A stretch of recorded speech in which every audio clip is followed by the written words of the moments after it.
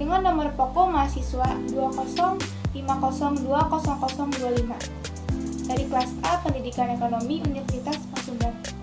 Dibuatnya video ini untuk memenuhi tugas salah satu dari mata kuliah Teori Ekonomi Mikro. Saya akan menjelaskan mengenai teori perilaku konsumen melalui pendekatan ordinal. Pendekatan ordinal merupakan teori yang mengungkapkan bahwa kepuasan konsumen yang telah menggunakan produk atau jasa tidak dapat diukur secara angka atau numerik yang pasti. Pendekatan ordinal tokohnya adalah J. Hicks dan R. J. Allen, yang dimana menyatakan bahwa daya guna suatu barang tidak perlu diukur, tetapi cukup diketahui dan konsumen mampu membuat urutan tinggi rendahnya daya guna yang diperoleh dari mengkonsumsi kelompok barang.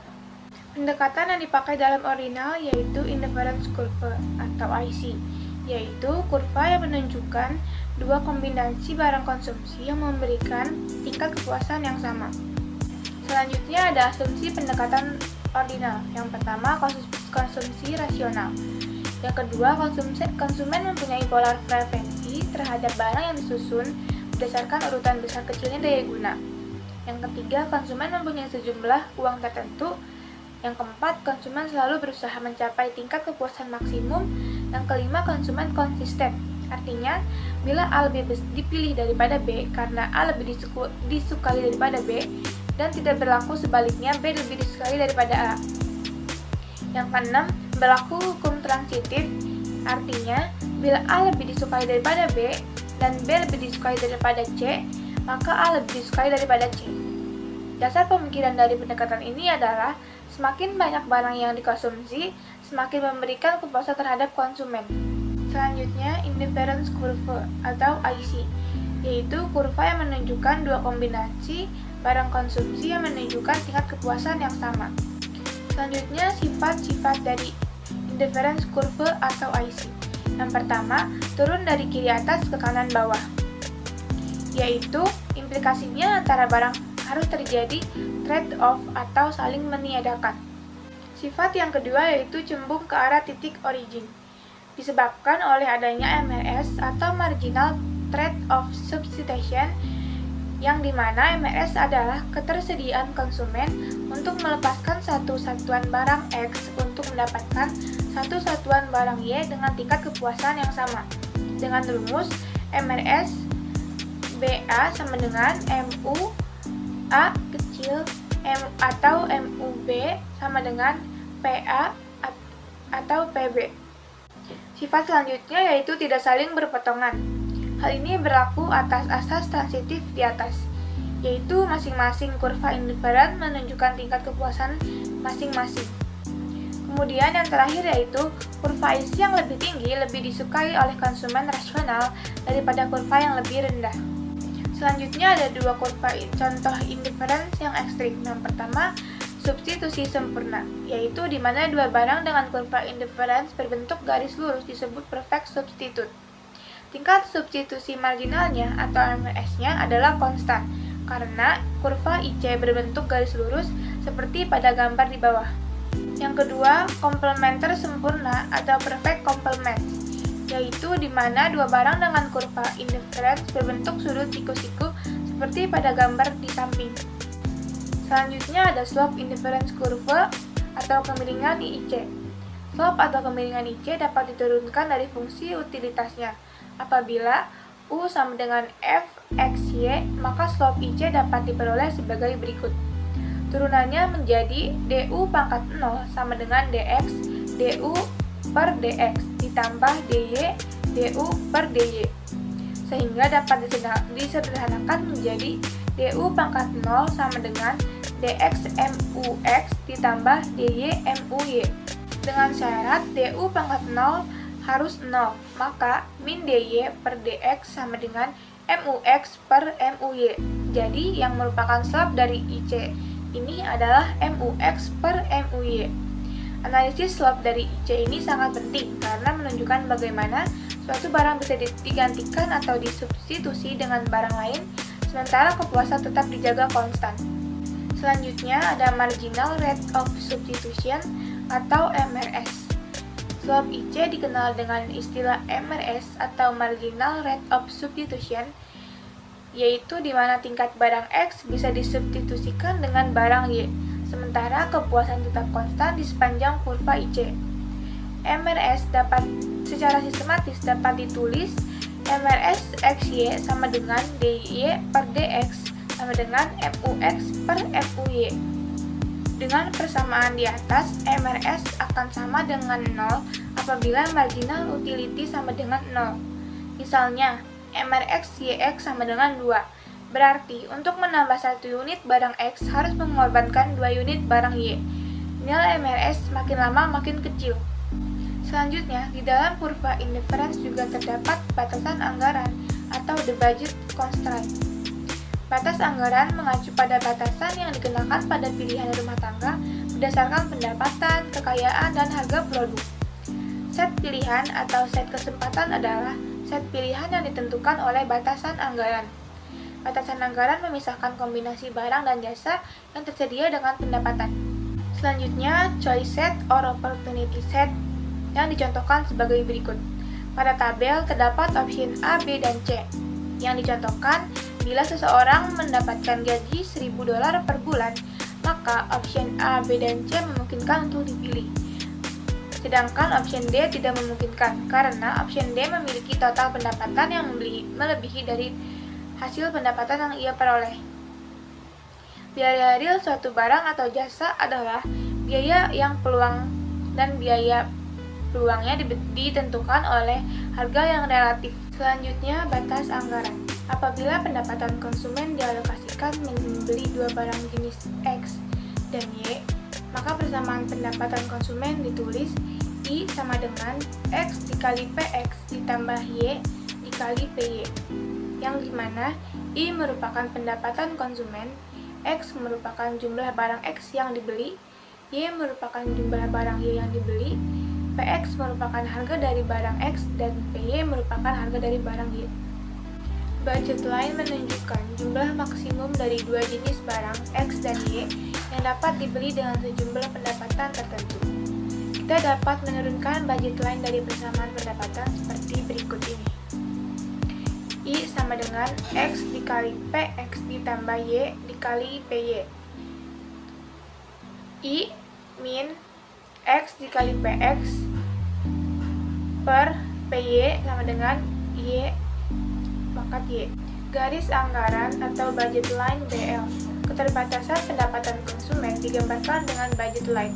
Budget line adalah garis yang menunjukkan berbagai kombinasi dari 2 barang yang berbeda yang dapat dibeli oleh konsumen dengan pendapatan tertentu. The budget line BL intercept Y dari BL yang menunjukkan sejumlah barang Y yang dapat dibeli ketika semua pendapatan dibelanjakan untuk Y. I per PY. Slope dari persamaan budget line adalah rasio dari harga tersebut, min PX per PY. Selanjutnya, perubahan harga dan pendapatan. Perubahan pada harga akan menyebabkan perubahan pada budget line. Perubahan pada harga akan menyebabkan BL berputar. Yang pertama, jika harga X naik, maka BL akan berputar searah jarum jam. Yang kedua, jika harga X turun, maka BL akan berputar berlawanan dengan jarum jam. Perubahan pada harga akan menyebabkan budget line berputar. Pada 2 gambar di bawah ini, jika harga kasus PX naik, maka budget line tersebut akan berputar searah dengan jarum jam. Namun, jika harga PX turun, maka budget line tersebut akan berlawanan arah dengan arah jarum jam. Selanjutnya, perubahan pada pendapatan akan menyebabkan budget line bergeser. Yang pertama, jika pendapatan semakin kecil, budget line akan bergeser ke kiri. Yang kedua, jika pendapatan semakin besar, maka budget line akan bergeser ke kanan. Perubahan pada pendapatan akan menyebabkan BL bergeser. Pada gambar di bawah ini, jika pendapatan naik, maka BL akan bergeser ke arah kanan atas. Sedangkan jika pada pendapatan turun, maka BL akan bergeser ke arah kiri bawah. Selanjutnya, keseimbangan konsumen. Keseimbangan konsumen akan digambarkan dengan persinggungan antara budget line dan indifference curve. Persinggungan antara budget line dan indifference curve ini akan menggambarkan kombinasi barang yang diinginkan konsumen. berarti dicapai kepuasan maksimum. Pada titik keseimbangan itu berlaku slope budget line sama dengan slope IC. Maka terbitlah rumus MUX per MUY sama dengan PX per PY atau MUX per PX sama dengan MUY per PY. Selanjutnya, the consumer optimum. Hal ini dapat terjadi apabila terjadi persinggungan antara budget line dengan indifference curve. Seperti pada gambar ini, terjadi persinggungan antara garis ungu dan garis biru.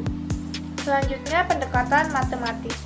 Jika fungsi utilitas U sama dengan F, buka kurung X, Y, dan I sama dengan X dikali PX ditambah Y dikali PY, ditanya kapan kepuasan maksimal tercapai.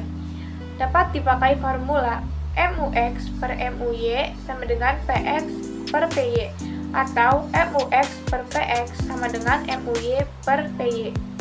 Selain itu dapat dipakai Lagrange equation M sama dengan U sama dengan F buka kurung X, Y ditambah lambda buka kurung I min X dikali PX dikurang Y dikali PY.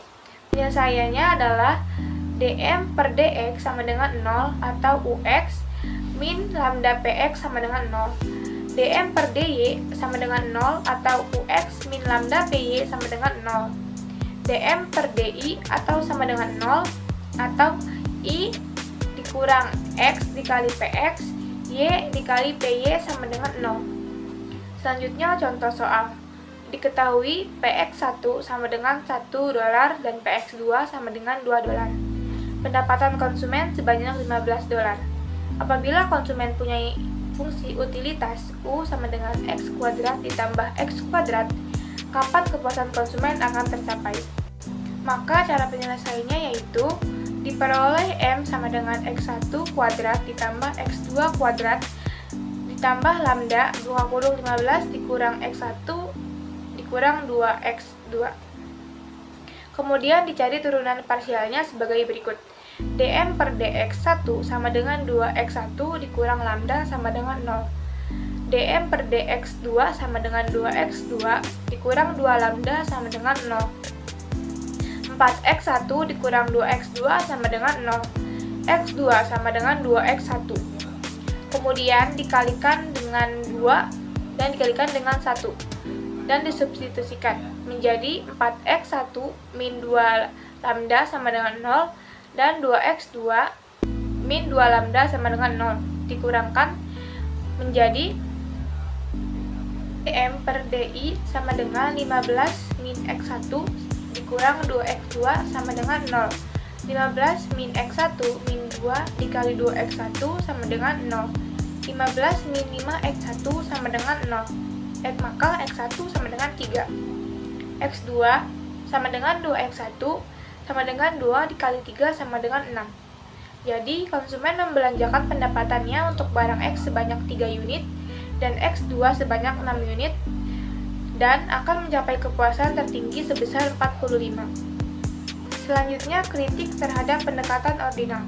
Yang pertama, adanya asumsi konvensi dari indifference curve yang masih diragukan. Yang kedua, tidak menganalisis efek adanya advertising, perilaku masa lampau atau past behavior, persediaan, perilaku konsumsi rasional yang nantinya akan menambah efek demonstrasi, dan lain sebagainya. Padahal, efek yang ditimbulkan permasalahan yang irasional ini sangatlah penting terhadap pengambil keputusan, misalnya dalam penentuan harga output dari produsen. Yang ketiga, rationality dari konsumen dalam membuat ranking atau order dari keputusan atau daya guna yang diperoleh juga masih dipertanyakan.